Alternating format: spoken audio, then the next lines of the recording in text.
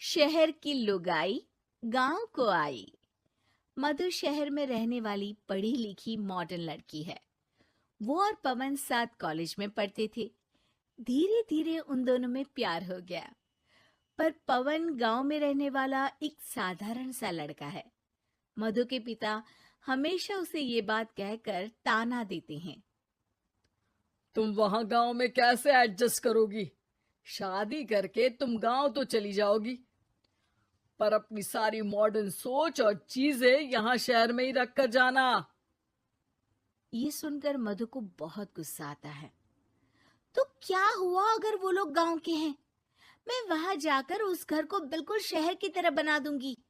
शाम होते ही मधु पवन को वीडियो कॉल करती है। अच्छा हुआ तुमने वीडियो कॉल कर लिया।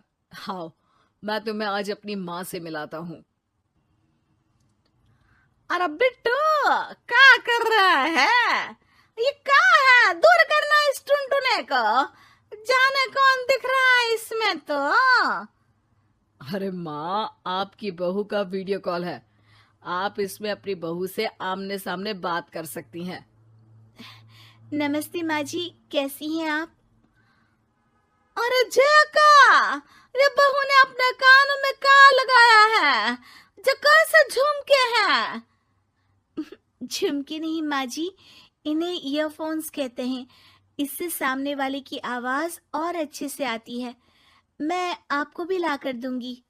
अरे नहीं नहीं, हमें नहीं ना चाहिए। हमारे कान बिल्कुल ठीक है। हाँ। माँ जी की ये बातें सुनकर मधु को अपने पिता की बातें याद आ जाती है और वो उसी वक्त ये ठान लेती है कि वो अपने ससुराल को एकदम मॉडर्न ससुराल बनाकर रहेगी। कुछ दिन बीत जाते हैं। पवन और मधु की शादी हो चुकी है। आज मधु का अपने ससुराल में पहला दिन है। माँ जी, मैं आपके लिए एक तोहफा लाई हूँ। और इतना बड़ा तोहफा?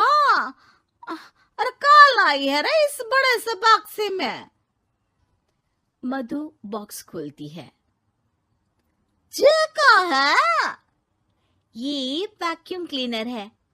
मैंने आपको झाड़ू लगाते हुए देखा तो सोचा अब आपका काम आसान हो जाएगा।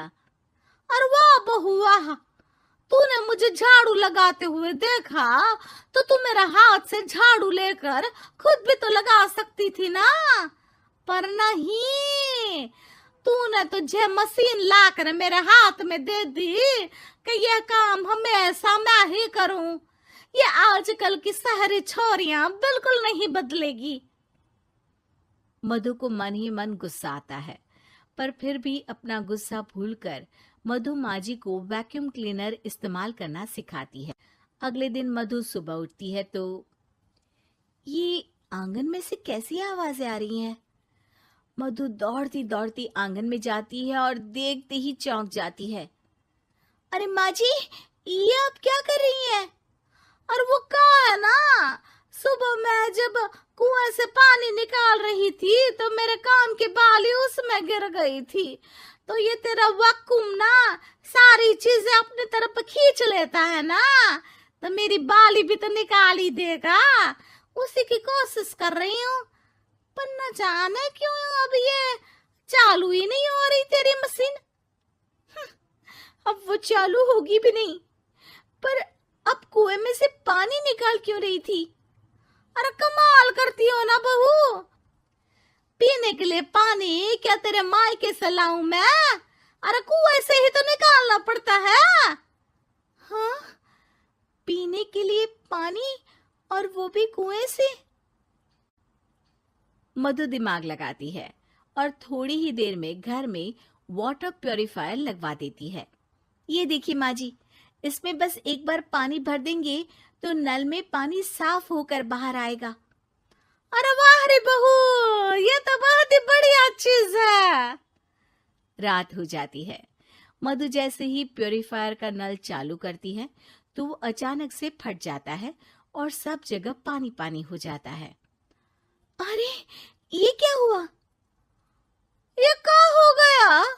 मैंने तो बस इसमें उबला हुआ पानी डाला था, ये इतनी जल्दी खराब हो गया। अरे ये सारी शहरी सारी चीजें सब ऐसी ही होती है कबूरी। क्या आपने इसमें उबला पानी डाला था? हाँ तो फिर पानी तो तभी साफ होगा ना जब उसे उबालेंगे। ये मशीन का कोई जिन है जो हमने जो बोला वो कर देगी है?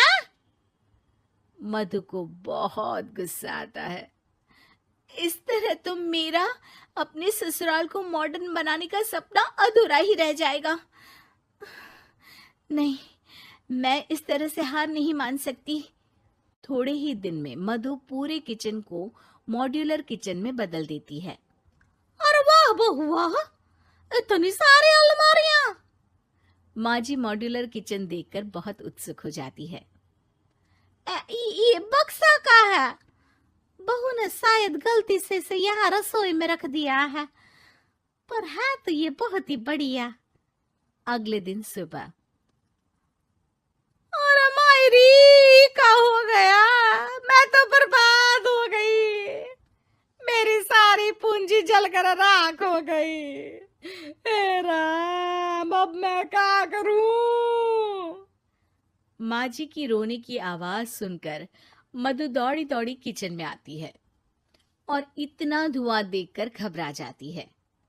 ये सब कैसे हुआ माँ जी? ये आग कैसे लगी? ये सब तेरा इस मॉड्यूलर किचन की वजह से हुआ है, और ऊपर से तूने तिजोरी जो रसोई में रख दी थी, मैंने जैसे ही अपने गहने और पैसे इसमें रखे और बाहर से इस ताले को घुमाया, ये तो 5 मिनट में ही आग बबूला होकर पट गया। अरे माँ जी, ये तिजोरी नहीं है, ये तो माइक्रोवेव है। इसमें गहने नहीं रखते, खाना गर्म करने के लिए होता है ये। और ये जो आपने घुमाया ना, ये ताला नहीं है, आपने इसके टेम्परेचर को फुल कर दिया, इसलिए ये फट गया। माँ जी और जोर जोर से रोने लगती है।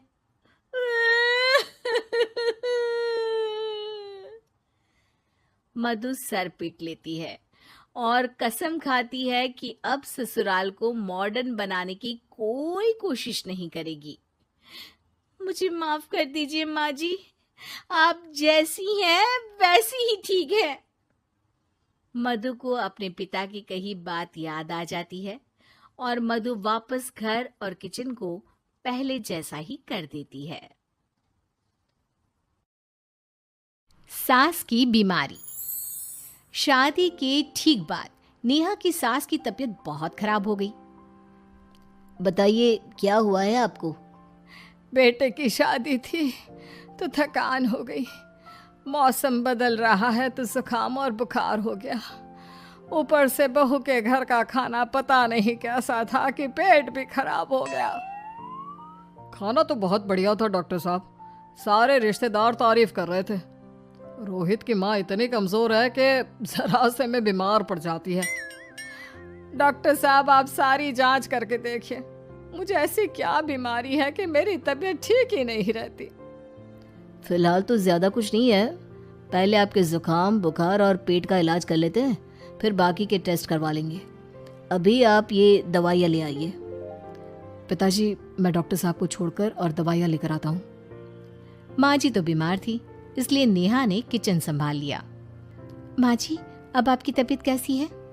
पहले से ठीक है। आप बैठिए, मैं खाना लगाती हूँ। तेरे बाबूजी और रोहित ने खाना खा लिया? रोहित तो टिफिन लेकर ऑफिस गए हैं माँ, और बाबूजी ने खाना खा लिया है। आप शुरू कीजिए। यह क्या, खाने में इतना तेल, इतने मसाले? अरे अभी अभी तो तबीयत ठीक हुई है मेरी, तुम क्या मुझे वापस बीमार करना चाहती हो? नहीं माँ जी, ऐसा नहीं है। क्या हुआ? देखो ये बहू ने कैसा खाना बनाया है। खाना तो बहुत ही स्वादिष्ट था। अरे मैं ये खाना खाऊंगी तो बीमार हो जाऊंगी ना। ओह हाँ, बहू को अभी पता नहीं ना तुम्हारे बारे में, रोहित समझा देगा उसे। देख बहू, अच्छे से समझ लेना कि इस घर में कैसा खाना बनता है। हाँ माँ जी, मैं समझ लूंगी, लेकिन अभी आप कुछ तो खा लो। ये खाना खा लूंगी तो कल का खाना खाने के लिए बचूंगी भी नहीं। सास की बातें सुनकर नेहा उदास हो गई उसने रोहित के घर आते ही उससे माँ जी के खाने के बारे में पूछा। आज माँ जी ने मुझे खाने के लिए बहुत बुरा भला कहा। माँ को मसालेदार और तेल घी वाला खाना सूट नहीं करता, वो बीमार पड़ जाती हैं। ऐसी क्या बीमारी है माँ जी को? पता नहीं, आज तक कई डॉक्टरों को दिखाया, कितने टेस्ट करवाए, लेकिन कोई बीमारी पकड़ में ही नहीं आई। नेहा को कुछ समझ में तो नहीं आया, लेकिन उसने अपनी सास के हिसाब का खाना बनाना सीख लिया। माँ जी, आज तो खाना ठीक है ना? खाना तो ठीक है, लेकिन ये मुआ रेडियो क्यों चल रहा है इतनी तेज आवाज में? वो माँ जी, मैं अकेले काम करते करते बोर हो रही थी ना, तो टाइम पास करने के लिए चला दिया। तेरा इस टाइम पास के चक्कर में मेरा सर दर्द से फटने लगा है।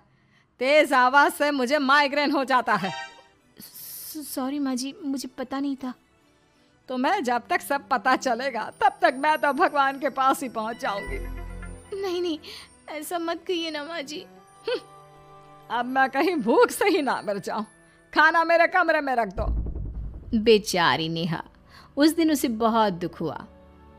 नेहा, तुम रो क्यों रही हो? आज माँ जी ने मुझे बहुत बुरा भला कहा। मैं तो सिर्फ रेडियो सुन रही थी।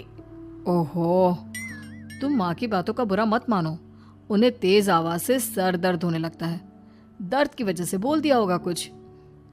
लेकिन मुझे तो ये सब पता ही नहीं था ना। इसीलिए बाबूजी ने मुझे पहले ही फोन करके सब कुछ बता दिया, और मैं तुम्हारे लिए ये हेडफोन लाया हूँ। अब तुम अपने गाने भी सुन सकती हो और माँ को परेशानी भी नहीं होगी। ये सिर्फ एक बात का हाल है, लेकिन माँ को तो हर चीज से परेशानी है। अब क्या कर सकते हैं, माँ बीमार ही इतनी रहती है। लेकिन माँ को ऐसी कौन सी बीमारी है? तुम्हें बताया तो था, किसी भी डॉक्टर को माँ की बीमारी समझ में नहीं आ रही।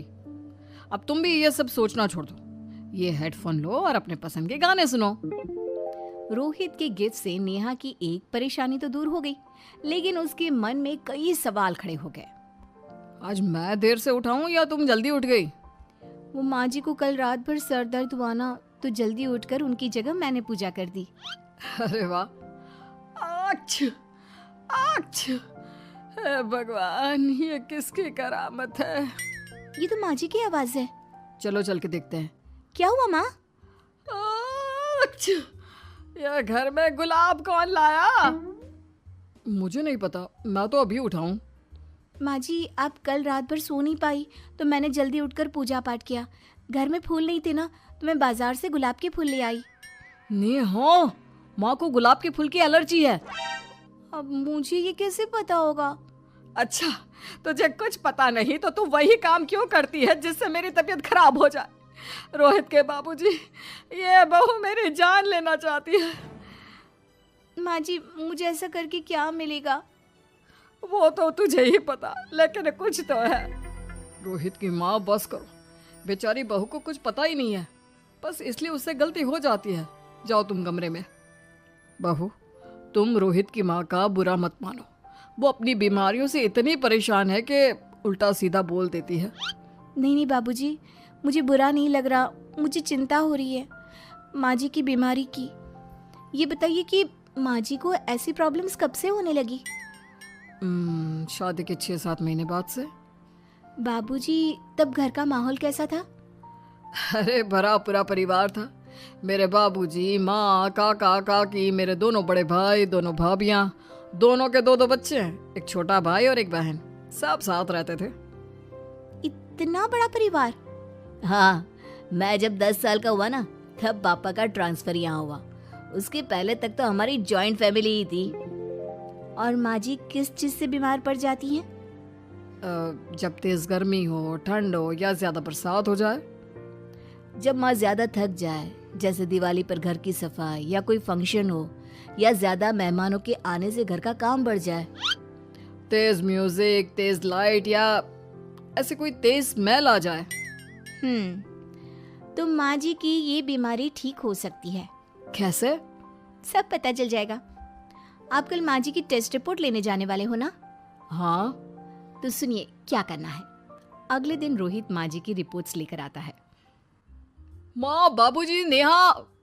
अरे क्या हो गया रोहित? माँ जी की रिपोर्ट आ गई है। कुछ सीरियस है क्या? जिसका डर था वही हुआ। अरे गोल गोल बातें मत कर, सीधी तरफ बता बेटा, क्या हुआ है मुझे? माँ, आपकी किडनी, लिवर सब फेल हो गया है, आपका दिल भी कमज़ोर हो गया है। डॉक्टर ने कहा है कि आपके पास सिर्फ 1 महीना बचा है। ये क्या बक रहा है? ऐसा हो ही नहीं सकता। मुझे लग ही नहीं रहा कि मैं इतनी बीमार हूँ। लेकिन माँ जी, रिपोर्ट झूठी तो नहीं हो सकती ना? हाँ, माँ को 20 साल की उम्र से बीमारी लग गई थी, लेकिन कोई डॉक्टर पकड़ नहीं पाया और अब ये बीमारियां बहुत ज़्यादा बढ़ गई हैं। हाँ रोहित की माँ, तुम्हें याद है शादी के 6 महीने बाद से तुम बीमार रहने लगी थी। अरे लेकिन वो अलग था, मुझे ऐसी कोई बीमारी नहीं हो सकती। ये तुम कैसे कह सकती हो माँ?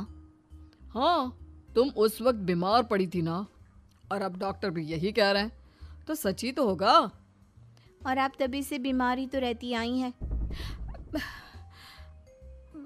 अरे लेकिन तब मैं बीमार थी ही नहीं। क्या मतलब? अरे तब मैं बीमारी का नाटक करती थी, मुझे कुछ नहीं हुआ था। ये क्या बोल रही हो? हाँ, घर में इतने सारे लोग थे और सबसे छोटी बहू मैं थी, तो सारा काम मुझे करना पड़ता, इसलिए काम से बचने के लिए मैं नाटक करने लगी। लेकिन आपको अभी भी वही बीमारियां होती है ना माँ? हाँ, अगर नाटक था तो ये प्रॉब्लम तुम्हें अभी क्यों होती है? इसका जवाब मैं देती हूँ। माँ जी कई महीनों तक नाटक करती रही, इसलिए इनके दिमाग ने धीरे धीरे इस झूठ को सच मान लिया और इनका दिमाग उन बीमारियों का एहसास कराने लगा। हैं? ऐसे भी होता है क्या? हाँ माँ जी, इसे प्लेसिबो इफेक्ट कहते हैं। जब आप बात बात पर बीमार पड़ने लगी तो मैंने अपने मामा से बात की, जो एक साइकोलॉजिस्ट है। उन्होंने बताया मुझे। तो ये रिपोर्ट्स? मैंने झूठी रिपोर्ट बनवाई थी नेहा के कहने पर, ताकि आप सच बताएं। यानी मुझे कुछ नहीं हुआ? नहीं माँ जी, और आपकी इस प्रॉब्लम का भी सोल्यूशन है। हम किसी अच्छे साइकोलॉजिस्ट को दिखाएंगे और आप जल्द ही ठीक हो जाएंगी। वाह बहू, मैंने तुझे इतना भला बुरा कहा और तूने मेरी जिंदगी भर की तकलीफें दूर कर दी। थैंक यू और सॉरी बहू। अरे मुझे भी तो सॉरी कहो, पूरी जिंदगी तुम्हारी सेवा की है, वो भी झूठ मूठ की बीमारी के लिए। हाँ हाँ, आप भी माफ कर दो मुझे, बस सॉरी। तो इस तरह नेहा ने अपनी सास की बीमारी पकड़ भी ली और ठीक भी कर दी।